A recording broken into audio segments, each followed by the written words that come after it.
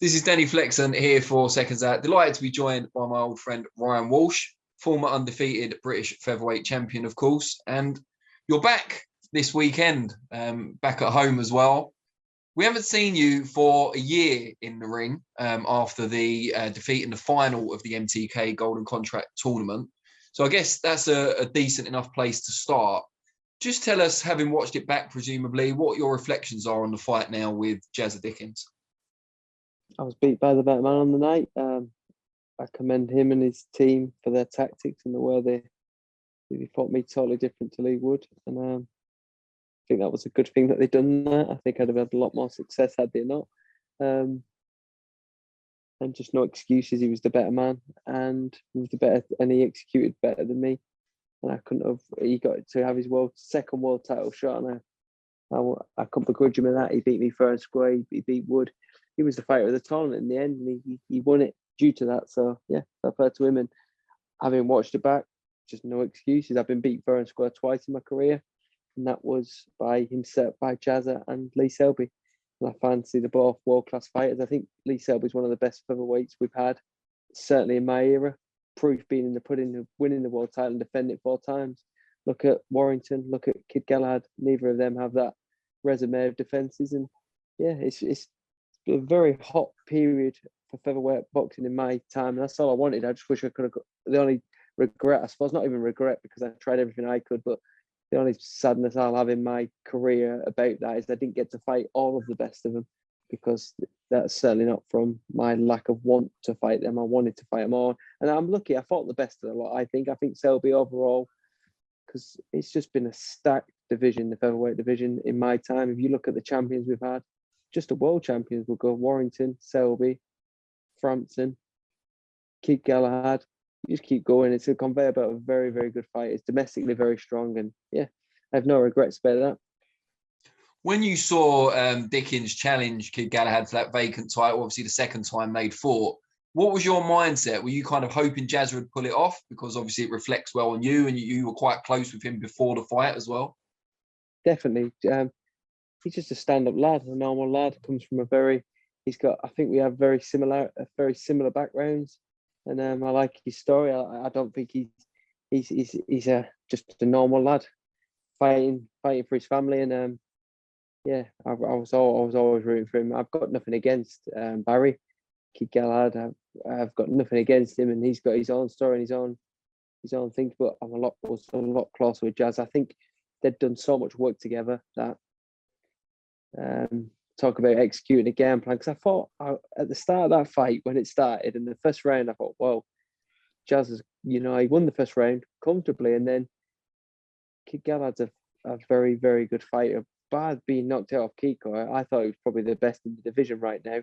And then Kiko goes and does that, and all of a sudden, a man who's I've never seen wobbled, never seen hurt, never showed any signs, just like Warrington, when on one of his defenses against the Mexican, all of a sudden everything just crumbles. And from the second that happens, the next man that fights you believes it can happen.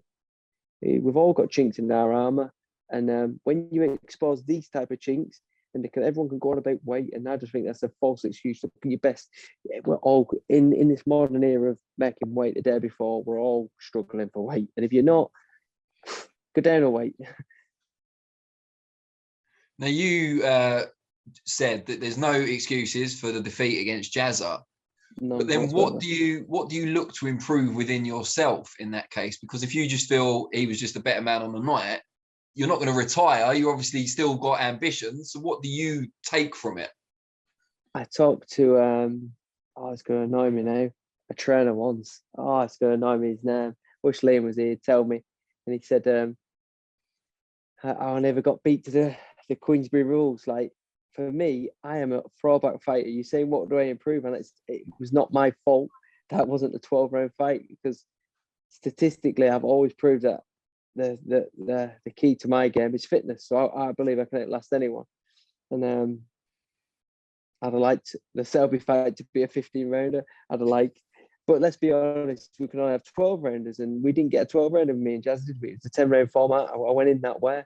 And I do a lot of my best work later on. I do a lot of my best work when everything's I always feel that I will be fitter than them. And I can only commend Jazza on his fitness because he maintained a very good fitness throughout. And he saw, me and Graham was talking about this not long ago in the gym. There was such a good disciplined performance. He never showed any, he never gave me any gaps to exploit. And it was, it was like all props to him. And for me to improve on, try and make sure I'm in championship fights so I get the extra rounds, which that's one of the things. We've been working on a lot of things in the gym. I need to be better at the defense. I think I'm okay. It's the offense during that defense. So punching in between people. Listening to good advice. I've had sound advice my whole career, and I'm quite stubborn. And it's a now or never, last throw of the dice. So I need to try. I'm hopefully going to show on Saturday. I'm confident. No, I'm definitely going to show on Saturday. I'm going to show market improvements in that type of thing. I believe I can make anyone miss, and it's then making him pay, and that is the art of boxing. To stand in front of a man, make him miss and make him pay. Canelo's probably the king of it right now, I'd say. One of the best I've seen here. I thought Liam Smith against Anthony Taylor was brilliant, even though he did take a good whack. It's throwing that caution away, and I have got a natural cautious personality. Sensible is what they used to say when I was young, but cautious is what I believe it is. Now, you said Saturday, BoxRec have got you down against the older TBA at the moment. So I'm going to ask you straight from So I'm going to ask you straight from the horse's mouth. Who is the opponent? Patrick Arcine. He's He's been over here before. He fought Selby. He's got more knockout wins than me. Ghanaian, the mallet. I'm going to make sure he doesn't mallet me. I'm going to try and iron him out during his mallet time. That's what we're going to go for. He needs to get hammered when he's throwing his mallet, and that'll be there. He's a certainly a worthy opponent. He's something we asked for at the very start of this. When we was talking, can I give a big shout out to Shamrock Promotions and Mervyn Turner, and obviously Graham Everett, because without them, it doesn't happen. Everything MTK has done for me, I'm forever grateful, because they kept me relevant. And this is a collaboration now where I've had to, MTK have found out what I think Warren found out, what anyone who's tried to work with me is, it's not through me not wanting to fight. It's not through me overpricing myself. I've never done that. You can't make fighters fight you. And that's what's been the story of my time as a feather. I'm hoping I'll get more success now, because I have every intention to be a lightweight moving on from this point, doing what's Selby done, jump 2 divisions. I don't know if I could make 9-4. I definitely can't make 9 stone anymore. So I think I could have some success here due to the fact that I'll have more energy. Now, you've refused to give any excuses for the defeat to Jazza, but surely the fact that you're going up 2 divisions rather than just 1 suggests weight may have been an issue, not just for that fight, but for a while. This is what I did say at the start of this. This is what any fighter who's comfortably making the weight. Well, I left the amateur card at 54 kilos. My last fight, you can watch on YouTube, anyone listening and watching who cares. I fought Luke Campbell in the ABA finals. They tell me, like the European title, like a few times, it's good, the footage. Go and watch it yourself, make your own decision. You tell me if I'm the ABA champion. I know what I feel. So, and that was 54 kilos. My last professional fight, 12, 13 years later, was at 57 kilos. Granted, I get a whole 24 hours to put the weight on and things. And it's just time, innit? And edge. And I just think I could never blame it on the weight, because I'd made it so many months previous, and some of my hardest times to make the weight brought out my best performances. So I will never blame the weight. The weight is, I was getting my advantage coming to the fact that I was getting into a weight that without the 24-hour rule, I never would have been a featherweight. Without the 24-hour rule, I'd have at a minimum been a lightweight, minimum. Yeah, I mean, and the fact that you're not sure you can make super feather now suggests, even though you don't want to blame the weight, it must have been tremendously hard. Well, it's also been so much time. It's been over a year as well. I was trying to get a fight back in March, and I had a good Christmas period.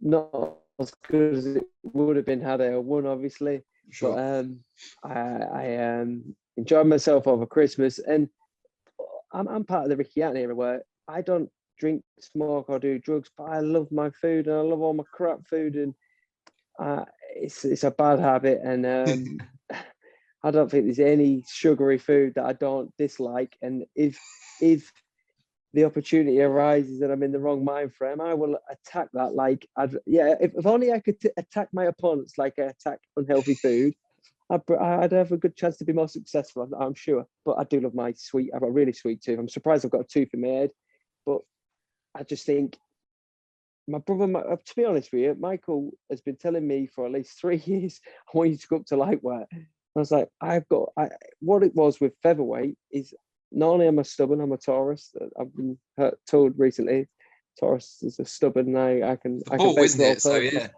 Yeah, I think I've been really stubborn, and I could never blame the weight. Like I say, it wasn't the weight. It wasn't. I wasn't good enough on the night. That was the problem. Nothing else. He was better than me on the night. I wasn't good enough. The weight, you put lots of factors in. If I wanted to look for excuses, but there isn't.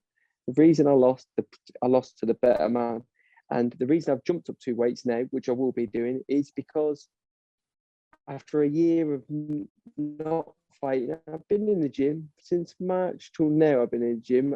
I never really out of the gym. I love the gym. It's my heaven from this mental world. So yeah. It's your haven from your however many kids on the latest count. Well, yeah, we've got another one come recently. Yeah. Michael's had another baby just recently. So yeah, we're up to I think 16 now. Wow. We do the maths. 7 plus 4 plus 5, 16. You've got 16 kids, my mum, and then all the families on. So it's our site. I say it's a site because it looks like a building site. It's not a gypsy site or anything like that. It's just a place we're all together. We're very, very lucky, grateful, and fortunate that that's possible. Should be a good Christmas. Who's going to be the first of the 3 of you to get the snip? Well, in my household and Liam's household, the girls have tied the tubes or whatever. Oh, they've done it themselves, right? They've taken it into their own hands. Exactly. They're wise. They're clever. You're too virile, you Walsh boys. Jesus. You're populating the country for all of us. Yeah, so lightweight. Is there any concern on your part about height going into that division? Because you're what, 5'6", 5'6.5"? I'm probably smaller than that, they reckon, but no, because I think that's a bigger problem for them, and I'm a huge Tyson fan. So let's see if I can. I've watched Mike Tyson. I'd like to believe there's not many people who've watched more hours of Mike Tyson. As an amateur, everyone was taller than me. Going back to that Luke Campbell fight, have a look at him. You're not going to get much taller opponents than that, and the biggest thing I could say watching it back very recently is I was out jabbing the bigger guys. So timing is harder sometimes in some respects. Depends how they use it as well. You've got to be a good fighter to keep another fighter off. And again, I'll use Canelo. Look at him. Look what he's doing with size and weight and all these advantages. If you've got the right, I think, skill, talent, and a bit of good defense can beat most of them things. And if they use it properly, it should be a problem. I'd love to be a bigger fighter sometimes and use my jab, but I'd say this in the gym, when you got T-Rex arms, you got to get close. You got to adapt to what God's given you.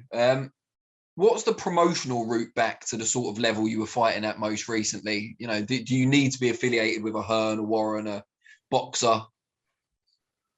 I think MTK, the best management team, they've proved with lots and lots of fighters, and what they've done with my career at a point where it was so stale, I'll be forever grateful. And with regards to Liam, they brought him back from the dead, and let's have it right. He should be British champion. I know I can only give Max his props and the way he stepped up, done the business, and he's then kicked on. It's been brilliant. Him and Tennyson are the 2 best bounce back defeats against me and Liam that I've seen. Tennyson went on to be European champion, done all sorts. And again, credit to them. They have to work hard. They've worked hard. They've got what they want. But I do feel like that British lightweight title belongs on this site. And it'd be nice, wouldn't it? There's 3 fighters, there's 3 brothers, and we're like, at the end of this, we should have 3 British titles to be able to say, yeah, I'll make. My intention is to win that British title. I don't care who I fight, I don't care when I fight. It's possible. I know it is. I need the British World of Boxing to be fair as well, because I think had I won with Jazza, it might have been different. Because I lost, I didn't have a leg to stand on, and I was a bit gutted with the way all that went, because I went into the tournament as champion and somehow ended the tournament being champion. If I'd have lost it to Jazza, that'd be far easier to take. You took the title off me. You was better than me, and there was some worthy opponents in there. I think McCulloch was still eligible to fight for that, so he was a worthy opponent. You know, yeah, hopefully it'll all work out. It'll work out the way it's meant to. And yeah, the way back, this is it. I'd hope to fight a house fighter for it. I'd love to fight one of the big promoters fights where I proved I will do that. When I fought Bellotti, I think he was pretty much. Hearn said it on the stage. Everyone knows he's one of my favourites. I thought, here we go. That's the end of mine and Hearn's relationship. He's his favourite. But not many people know as well. I said that, Danny. Not many people know. I signed a contract there to fight Bellotti. In that contract, I was meant to fight Jordan Gill. But then the story goes, Jordan Gill had some warm-up in Peterborough and then lost to the Mexican. Oh, Tinoco. So, yeah. Yeah, so you all make everyone put I'll give you the dots, you match the lines, because that should have happened. I was signed to do that. So I'm glad it didn't as well in the end, because I got the golden contract, he got Tinoco. So it's what it is. Golden contract was very good for my career. It's just a shame that I didn't capitalize on it. I was beat by the better man. Yeah, but it still raised your profile, and I'm sure the purses weren't too bad either. After holding the British title for as long as you did, you kind of got some of your rewards eventually. I've never let that go. In a way, it's probably good that they took it off, because I was just going to keep it. I'd have loved to be a British and world champion. I'd love to be a British and European.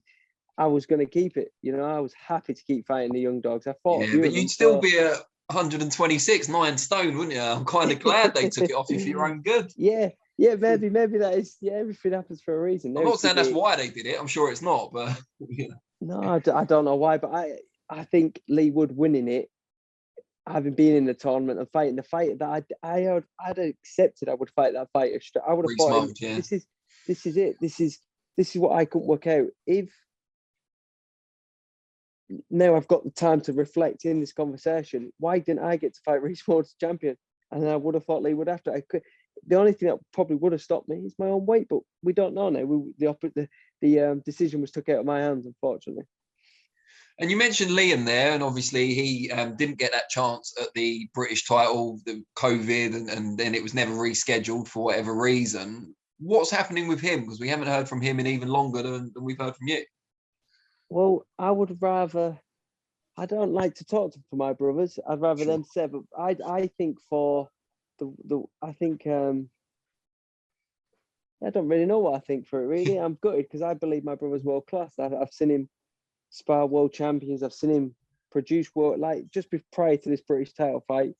He was on fire. Ask anyone who was, you can, if you ever talk to Steffi Bull, ask him. He was there. You got to watch him, and having talked to Liam, I feel a lot better about the situation, because I asked him recently about it, like how he felt about everything that's like gone on, because it was COVID that stopped it. Liam gets COVID, I get COVID, we all get COVID, and the fight was off, and it was a shame, because the guy who Maxie beat, he'd done him with body shots, and I don't think there's many better body punchers than my brother since Patton. I'd go as far as that. I mean, he's I've took him. I've had guys give me a few gut shots to really give him that props. But as far as Liam goes, it might be it. It might be it. Unfortunately, it might be it. I don't know if he's. Yeah, I'd rather him answer for himself. Sure. That's where I'll leave it at that. Well, I will chase him. I've asked him for an interview in the past few months, and he's not keen, is he? But yeah, this is it. He just wants to come into boxing the way, go out of boxing the way he come into boxing. I think, with no big fanfare, and go out with just be normal, And he's playing a lot of football, I can tell you that. And he's doing well. He's good for our team. Yeah, he's doing really well. There you go. one sports loss is another's gain. Yes, definitely. Your older brother's on the show on Saturday. Yes. So, Michael, what's the plan for him? I know you're not his promoter or his manager. I'm just asking. This is it again. He'd probably be the best person to ask for, but his immediate plan is to go on Saturday, entertain everybody with a knockout, and just be like what he is, mental savage, and still unbeaten. Still unbeaten. Still, he's knocked everyone out, hasn't he? I mean, some of his performances, like his best performance without a shadow of a doubt, was where a long time ago was against Ian Bailey. Ian Bailey went the distance with future world champions, numerous, so Warrington, Galahad, Frampton, myself, and there's only one person prior to Michael who stopped him, and they didn't knock him out or anything. Michael's win against Ian Bailey was a standout win and standout performance, and that's because he's got that he's got really good natural power and not awkward, horrible shots where you just don't really see him. And yeah, he's got really heavy hands for someone. He's slightly, probably about the same size, slightly smaller than me, but a lot lighter, naturally lighter than he's one of the lightest. Yeah, the big brother is the smallest brother now. My dad did tell him this. He said, you keep starting with him, one day they'll be bigger and stronger. He hates that, but it's probably the truth now. Is he, now he's a lot older and he's had that break, is he a bit more settled now? Yeah, definitely. Life will do that to you.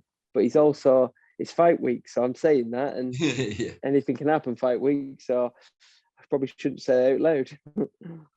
Good stuff. Mate, it's been really great to catch up. Obviously, wish you the very best of luck for Saturday night. I hope the comeback goes as planned, and we'll catch up again after.